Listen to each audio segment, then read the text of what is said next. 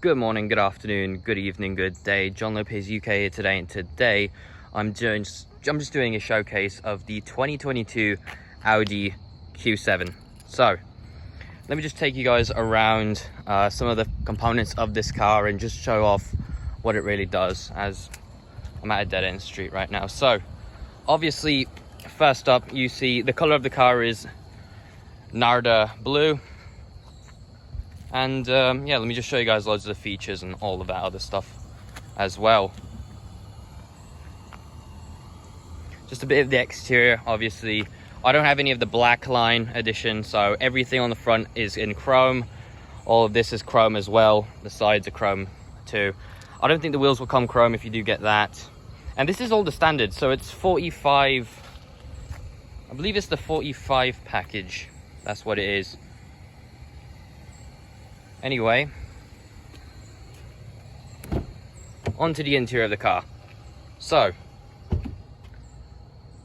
brown interior, pretty spacious in here actually.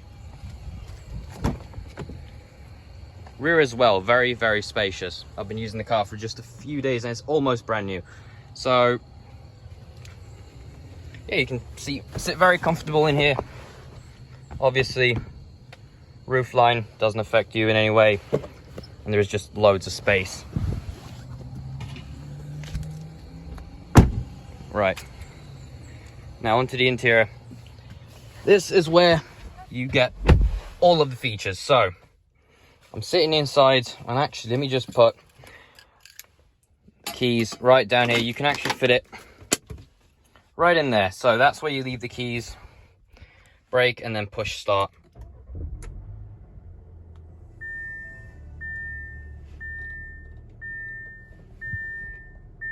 Right, so obviously you've got all of your average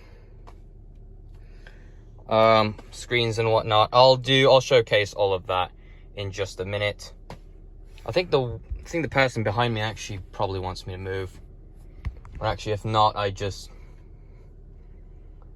oh, they're able to pass. All right, so obviously let me just show you guys a few of the features on it. First up, you see there's only 275 miles on the car, so this is basically brand new.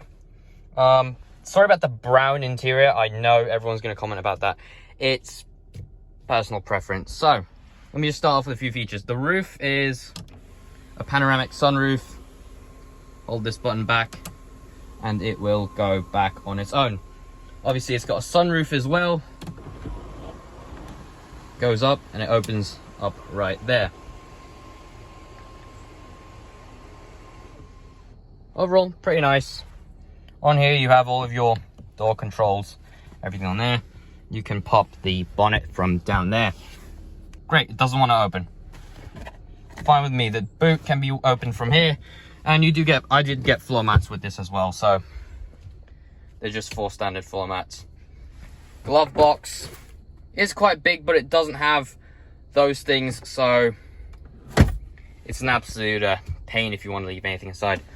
So the glove box is not that big, nor is the center console. It's not that big. You can fit one mobile phone in there. It charges it for you, but most cars have that nowadays. You have just enough storage for whatever you need, and then inside here you have a bunch of outlets if you need them.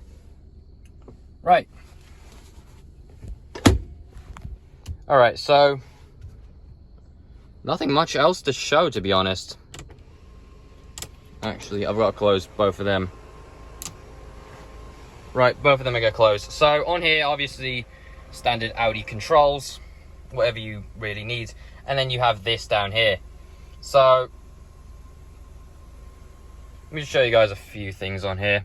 You've got your home screen. Obviously, I haven't connected my phone just yet. You've got the radio.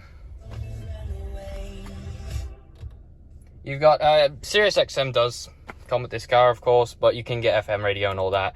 Your mobile phone goes here, but obviously it's not linked right now. And then you have all of your whatever else you need. On here is the climate controls. You have whatever you really want to set up. You can turn it on if you want. And this is what it all looks like. It's all just standard touchscreen controls. Yeah, all of the typical stuff. Anyway, I'm going to turn it back off because it is making my windscreen foggy. Right, let's just see how it drives. Right, so one thing you are going to have to get used to in this car is a different style of shifter that you normally get. Obviously, the handbrake is pretty standard for the modern era with the all-electronic handbrake, but this is actually quite different to how most cars are set up. Normally, you put it into gear, you put it into reverse, neutral, and then drive, and you have a shifting mode where you can do sort of that. The problem with this car is basically this. You engage this, bring it up into neutral, and then above that is reverse. Also, I need to show off the reversing camera. You have a 3D camera.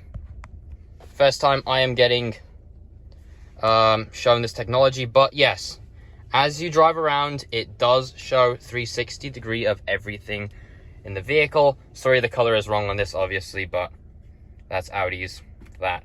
So let's move it into drive. So it's all the way down into drive. Let me just show you that again.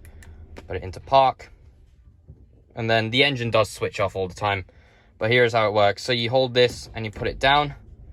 Now you're obviously in drive. Let's turn this all off so you guys have a clean screen. Now I will select a different drive mode, obviously. So you have off-road, comfort, auto, and dynamic. Normally you leave it in dynamic, but I will switch it right down.